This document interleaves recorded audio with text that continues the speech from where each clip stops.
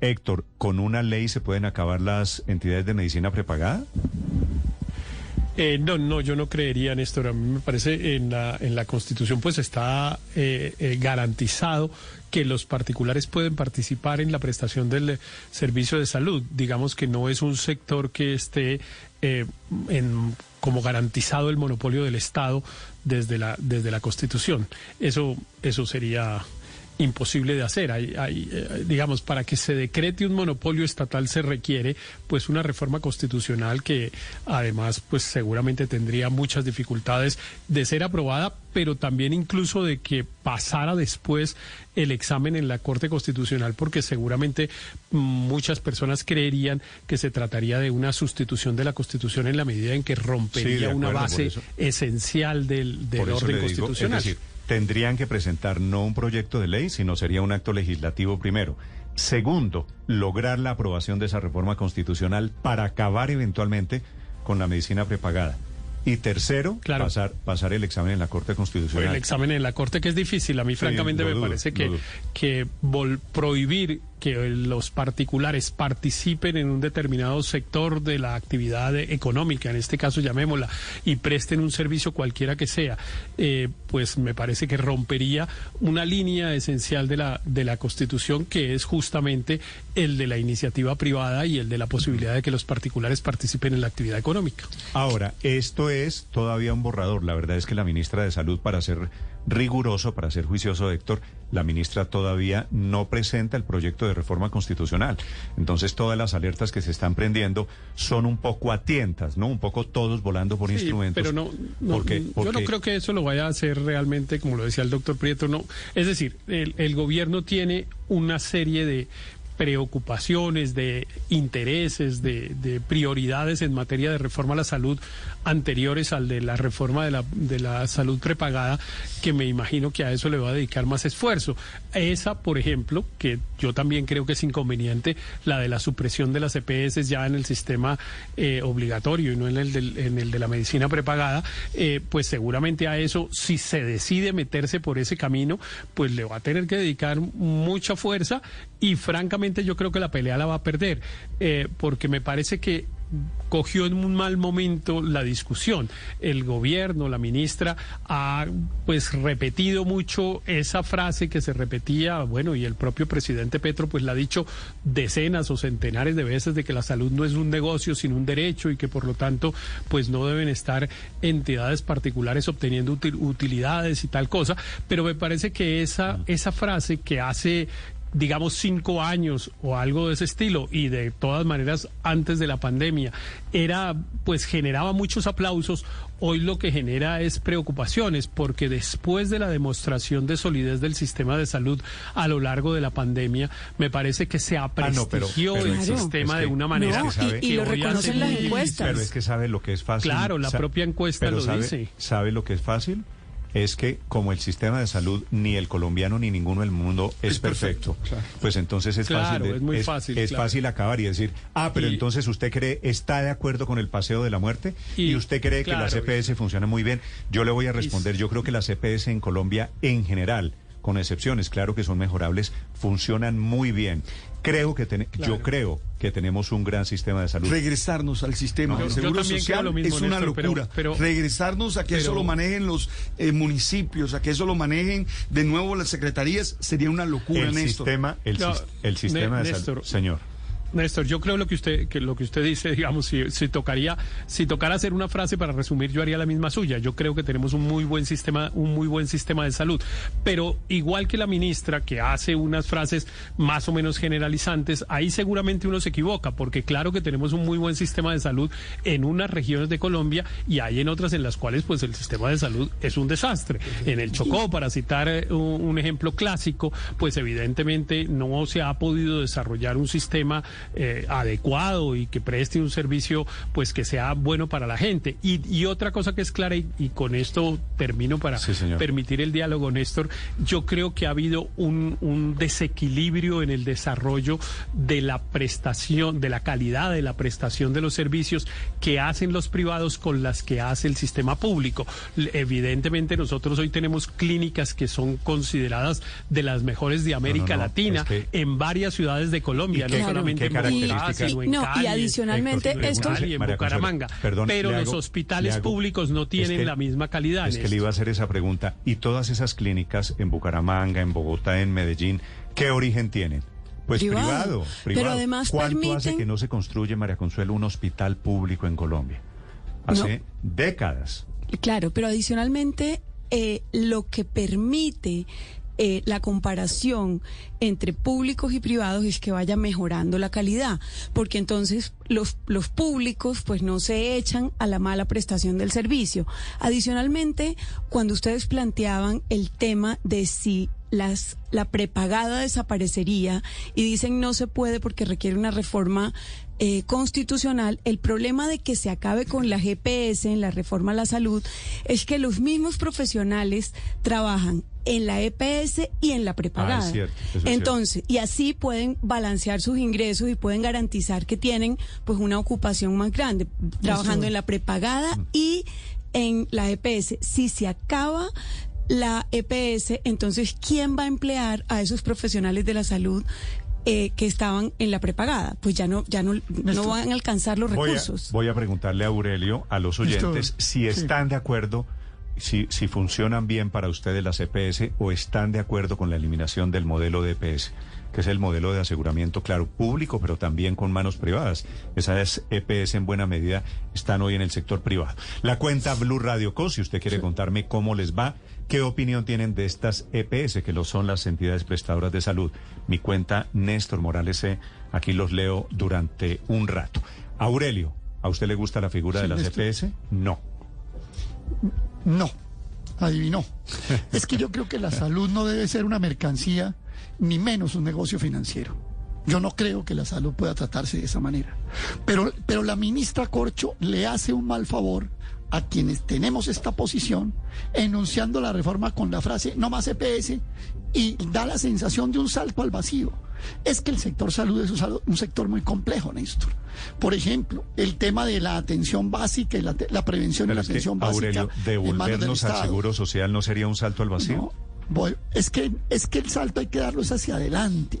Y claro, cuando la ministra dice la reforma es no más EPS y además se pone a hacer un meeting con Wilson Arias y con Alfredo Mondragón en Cali a gritar, pues vi las imágenes de la ministra. Sí, pues, la ministra en plan de activista, ¿no? Como si no se diera cuenta que hoy está en el gobierno. Es el peor favor que nos puede hacer a los que creemos que esto tiene que cambiar hacia adelante. Por ejemplo, ahora el doctor Prieto decía una cosa que creo que es sabia. Aquí no se puede hablar de reforma a la salud para dar un salto adelante si no se reconstruye y se refuerza la red pública hospitalaria en el Chocó o en Bogotá, en todas partes del país. Usted no puede lanzarse a un sistema donde es el Estado contratando con las IPS, con las instituciones prestadoras de salud, que son la mayoría privadas. Le cuento este dato: hay 15.500 IPS privadas y tan solo 3.500 públicas. Entonces usted no puede lanzarse a un sistema de contratación en ese mar si usted no tiene reforzado un sistema de oferta pública que compita de alguna manera con eso, porque entonces lo que hoy se comen las EPS, digámoslo así, permítame de utilizar esa figura, se trasladará a IPS que, por ejemplo, estoy mirando Aurelio, cuánto es... Estoy mirando la rentabilidad de las IPS más importantes del país, le cuento. Aurelio, cuando usted piensa en un modelo sin EPS, ¿qué es lo primero que se le viene a la cabeza? El seguro social. El seguro social, por supuesto. Pues sí, por eso, pero claro, cuando usted presenta el proyecto... tienen un poquito de memoria y quienes les alcanzó a tocar el seguro social. Cuando Aurelio, usted presenta el proyecto... ¿Usted cree que eso tiene algún sentido de volver al viejo seguro social? Claro, cuando usted presenta el proyecto con una consigna, no más EPS, y Alfredo Mondragón y Wilson Arias gritándole al lado, pues obvio que a todo el mundo lo que se le viene a la cabeza es que quieren volver al Instituto de Seguros Sociales o al régimen anterior, que era un régimen bastante fallido, pero hay que presentar y darle la confianza a la comunidad, empezando por la comunidad médica y de los demás del sector salud, de que va a haber un salto hacia adelante. Y por eso le estoy diciendo, el primer punto para mí, un salto hacia adelante está como fortalecer Aurelio, la oferta pública. Tengo varios mensajes aquí sobre su afirmación de que la salud hoy en día sea una mercancía. Es decir, porque eso suena claro, eso es una manera de marcar lo que pasa hoy, pero es un producto y se trata como un servicio, es decir, es un producto en forma de servicio y así, afortunadamente, muchos colombianos tienen acceso a la salud. Casi el 100% de los colombianos, Aurelio, 99.9% tienen hoy acceso a la salud, que es un servicio público, por supuesto. Con la pandemia se retrocedió un poco, ¿no? Con la pandemia se retrocedió un poco. Sí, Aurelio, pero hay 1 millón en este momento por fuera del sistema. En agua o en educación tener cubrimiento del 99%. Claro, no, y está bien, Néstor, que me lo diga. Es que yo no estoy en contra de que toda la experiencia administrativa y todo el acumulado que se ha hecho durante estos 30 años se tire a la caneca. Yo, por ejemplo, me hago una pregunta que la he venido de manera recurrente. La EPS más importante es la nueva, que es pública, que tiene más de 8 millones de afiliados. Usted va a coger eso con la experiencia administrativa que tiene y decir, se cancela y se acaba. A eso me refería, que se pueden utilizar en materia administrativa, por ejemplo. Pero además con un impecable manejo gerencial, porque ese es el riesgo de volver esto a lo público nuevamente, la politiquería en la salud. El riesgo de la corrupción, claro. Exacto. Es que María Consuelo, se nos olvidó el señor Alejandro León, el señor Besaile en Córdoba con los recursos de la salud, con el cartel de la hemofilia, con el cartel de los enfermos de SIDA, 250.000 millones de pesos que tenían que terminar supuestamente en infraestructura hospitalaria, en camas UCI y demás, y que terminaron feriándoselos, robándoselos, desviándoselos, pero es que se nos olvida como el pasado de verdad un poco, ¿no? Esto, ¿quién nos hace pensar que ahora Néstor, darle esos recursos directamente otra vez del Estado a los hospitales no se van a perder? Me hace una pregunta un oyente que yo creo que es la pregunta padre central aquí. Dígame. Me dice, no, porque ha dicho que el modelo de EPS e inclusive la medicina prepagada funcionan muy bien. Y me dice un oyente, ¿acaso la salud no es un servicio público? Claro que es un servicio público, que puede ser prestado por particulares, dice la Corte Constitucional. Como hay muchos servicios públicos... Bueno, dice es que esa frase de que es una mercancía, es muy amplia y no dice todo, ¿verdad? Porque esa frase es para los mítines. Claro, cuando la dicen así, cuando le dicen así todos estamos de acuerdo, pero no es la realidad. La misma que usa la ministra Corcho y el senador Arias. ¿Usted vio el video de la ministra Corcho este fin de semana en el mitin? ¿Vio a la ministra alentando? Claro que la vi y decía las mismas frases que dice Aurelio, de que es que eso no puede ser una mercancía, no puede ser una mercancía y menos un negocio financiero, porque entre otras cosas olvidan ese dato que el propio Aurelio da, que es muy importante, que preguntémonos ¿quiénes son los dueños de las EPS en Colombia? Pues resulta que las EPS más importantes son una que es una entidad pública, que es Nueva EPS, que entre otras cosas es heredera del denostado Seguro Social, ¿no? La Nueva EPS nació en el Seguro Social, pero las otras además son... Claro, no, pues por eso, pero las otras además son de las cajas de compensación familiar, es decir, nadie está repartiendo utilidades a unos socios accionistas propietarios de las EPS, y hay tal vez 2 o 3 de las que funcionan relativamente bien, que son entidades cooperativas. Entonces, ese negocio es un negocio que aparentemente no está explotando ningún particular. Claro.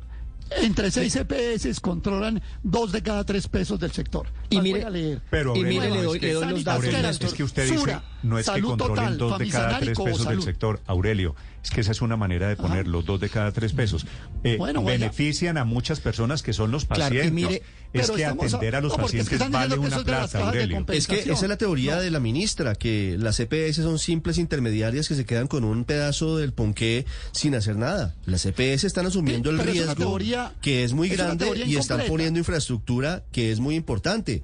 Si no, estaríamos todos dependiendo dolorosamente de la infraestructura pública de hospitales y clínicas, que es precaria en Colombia. Y mire estos datos porque hay EPS que por supuesto también son rentables. Recuerde que este gobierno recibió 32 EPS, 14 en proceso de liquidación. El año pasado los ingresos de esas EPS fueron superiores a los 60 billones de pesos. Y un poquito lo que está hablando aquí Aurelio es lo siguiente. La nueva EPS, que usted sabe que es del Estado, es la empresa número 7 de Colombia. Facturó más de 12,3 billones de pesos el año pasado, dio 41.000 millones de pesos de utilidades. Después en el puesto 11, cuando usted mira esas empresas más grandes de Colombia, está la EPS Sura, facturó 8,1 billones de pesos, dio 18.000 millones de pesos de utilidades. Sanitas, que es la tercera, está en el puesto 14, tuvo unos ingresos de 7,2 billones de pesos, dejó 66.000 millones de pesos de utilidades. Después le sigue Salud Total. Pare ahí un segundo, Juan. 7 billones de pesos de ingresos. Sí. ¿La utilidad de cuánto? 66.000 millones. En el caso de... estoy hablando de Sanitas. ¿Cuánto es 60 y tantos mil millones sobre el ingreso? ¿Le da menos del 1 más o menos? 1%, un poquito menos del 1. O sea, lo que le quiero decir es la rentabilidad es del 1% sobre los ingresos. Depende, porque cuando usted va a Famisanar, por ejemplo, que está en el puesto 33, factura unos 3,5 billones y gana 500 millones. Porque están las cajas de compensación.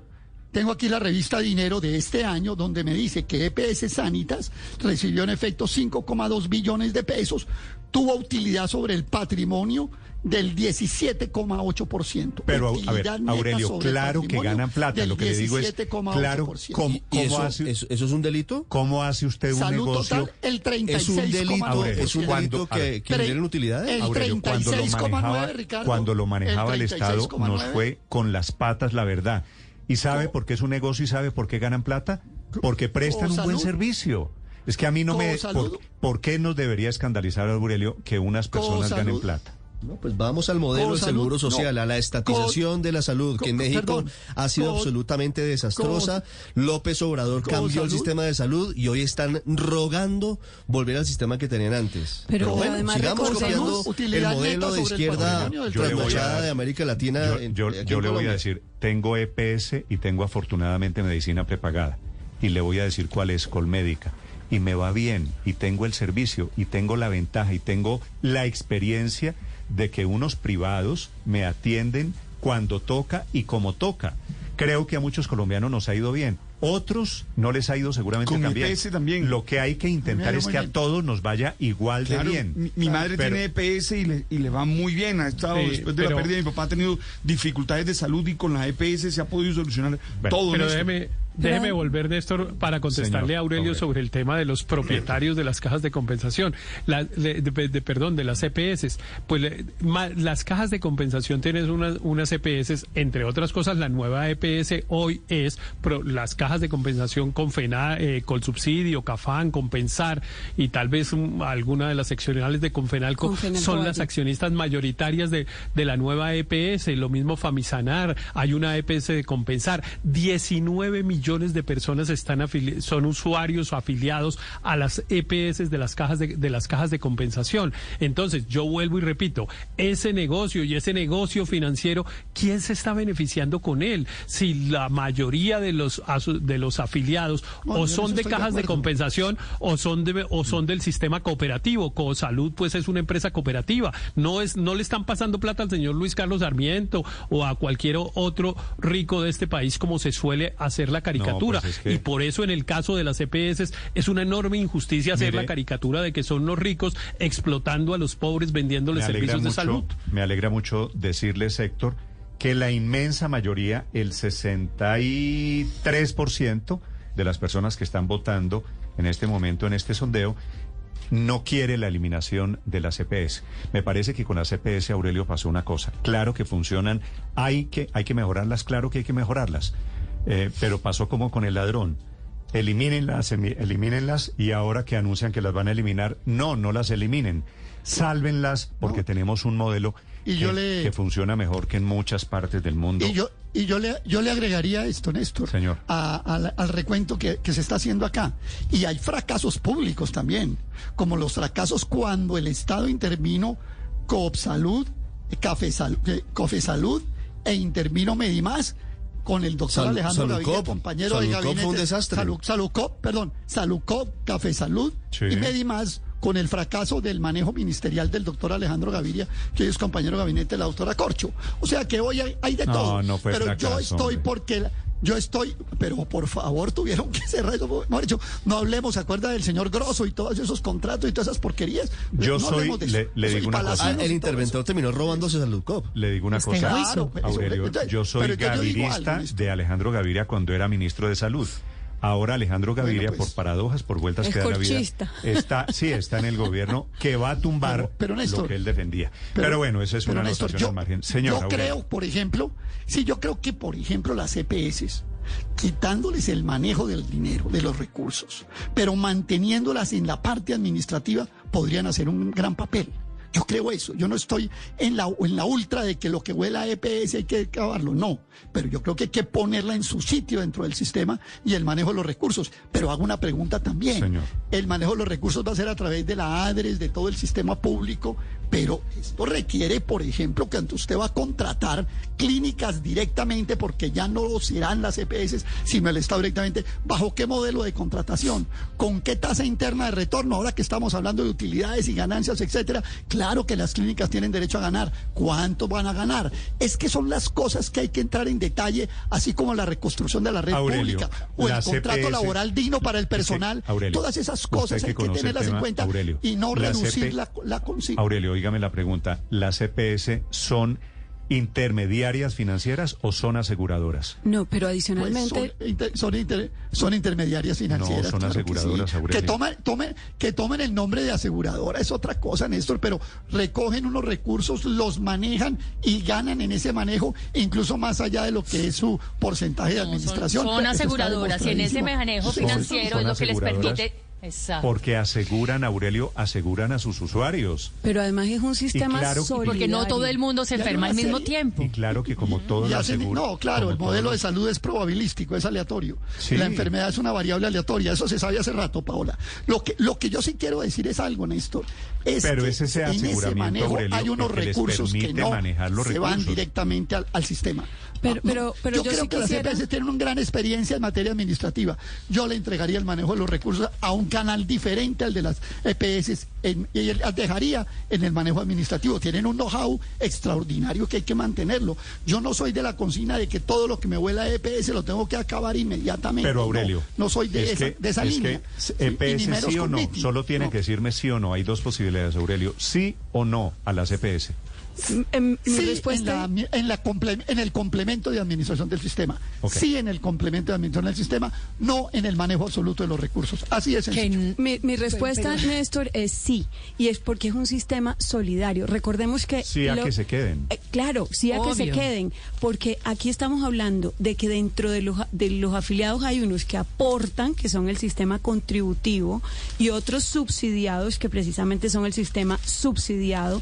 En la nueva EPS, por ejemplo, de 8,5 millones de afiliados, el 18%, 4,5 millones aportan, son del sistema contributivo. Y 16,5% son del subsidiado. O sea, garantizan, los que contribuimos, claro, estamos garantizando que la cobertura precisamente llegue a ese 99%. No, y también garantizamos con esos aportes que son muy bajitos, que si el día de mañana nos da una enfermedad de alto costo, el sistema nos la cubra y nos la pague, y que tengamos que usar, no sé, respiradores o máquinas de diálisis o lo que sea, pero precisamente en eso consiste. Puede que nunca nos enfermemos nosotros, puede que otros sí lo hagan, pero en eso está la bolita, Néstor, y es que entre todos nos cubrimos, entre todos nos aseguramos, y las EPS, una vez más, no son intermediarias financieras, lo que son es unas aseguradoras que están encargadas de repartir y distribuir los riesgos, y las enfermedades justamente son un riesgo que puede o no pasar. Dice la ministra de Salud exactamente lo contrario, y allí comienza la discusión de qué son las EPS, si son un modelo de aseguramiento o son intermediarias financieras. La tesis del gobierno, de la ministra, es que son lo segundo. Son administradores. Que son intermediarios. Bueno, ahí está el debate. ¿Me entiende? Porque claro, si fueran aseguradoras, seguramente evaluarían riesgos, ¿verdad? No lo hacen, y también definirían una serie de paquetes o primas si no lo hace, porque eso es lo que hace una aseguradora. Ahora, esas empresas prestadoras de salud son entes administradores de todos estos recursos del sistema, porque al final lo que hacen es garantizar una afiliación, una prestación, y que ese servicio sea de calidad. Pero es diferente a lo que haría una aseguradora como tal. Creo que ahí está el debate de alguna manera. Yo creo que funcionan con el modelo de aseguramiento, pero es un modelo de aseguramiento colectivo, no individual, porque a usted no le pueden decir de qué se va a enfermar usted, pero el riesgo es colectivo. Pero le miran las preexistencias a la hora de asegurarlo, la EPS, así como la medicina prepagada le dice, señor Morales, ¿usted de qué sufre?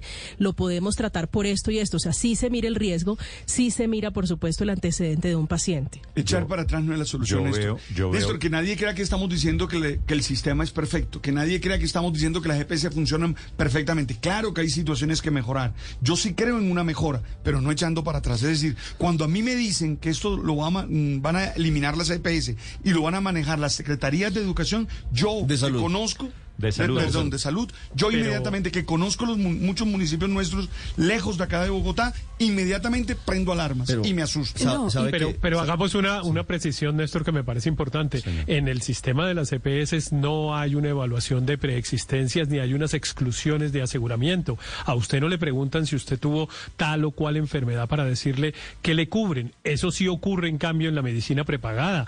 En la EPS, como es un sistema de aseguramiento obligatorio, reciben a todo el mundo sin preguntarle qué ha tenido y además le prestan el servicio respecto de las preexistencias. Esa diferencia es muy importante hacerla, porque es una de las grandes ventajas de ese sistema, en que usted puede llegar enfermo, incluso usted puede, y lo hace mucha gente, que se afilia al sistema estando enfermo y justamente para que le traten la enfermedad. Muy bien, 7:42 ¿Sabe minutos. qué nos falta para que esta discusión sea mucho más clara y directa? ¿Escuchar a la ministra de Salud? No, es que la ministra, pues lamentablemente no tiene la posibilidad, no sé por qué no se atreve a compartir cuál es su idea de reforma a la salud. Pero en el Congreso pidió que se bajara la UPC, ¿no? Que es la unidad de pago por capitación, claro, que es la plata que se destina para cada afiliado. Y eso sí es muy grave. Disminuir la UPC es marchitar el sistema, porque precisamente los recursos hoy en día no alcanzan a atender toda la siniestralidad. Y disminuir esa UPC es terminar de matar el sistema. ¿No debería estar la ministra Carolina Corcho defendiendo aquí su reforma? Poniendo la cara como la puso el superintendente. Es que al final creo yo que el problema de fondo es el problema de la comunicación, ¿me entiende? Aquí estamos discutiendo una serie de cosas sobre... Que diga que quieren. Claro, pero aquí además no sabemos lo que... Pero aquí el superintendente Ulay Beltrán sí dijo que van a acabar las EPS, que la idea es acabar las EPS y ponerlas que funcionen como parte complementaria a través de la red de clínicas y hospitales. Lo dijo clarito, pero es que eso debería ser la gestión de la ministra, que ponga la cara y diga cuáles son los argumentos. Y ella en el Congreso... Yo aclaro, Ricardo, a propósito de lo que usted dice, aclaro que yo he hablado con la ministra de Salud, aceptó que venía a Blue Radio, aceptó que iba a explicar su reforma a la salud, dice que cuando tenga la reforma a la salud, de momento no la tienen, y obviamente estamos de versiones las que da el superintendente, las versiones que el borrador se filtró, las versiones que ella dijo parcialmente en el Congreso tal cosa. Estamos, por supuesto, evidentemente armando un rompecabezas con piezas incompletas.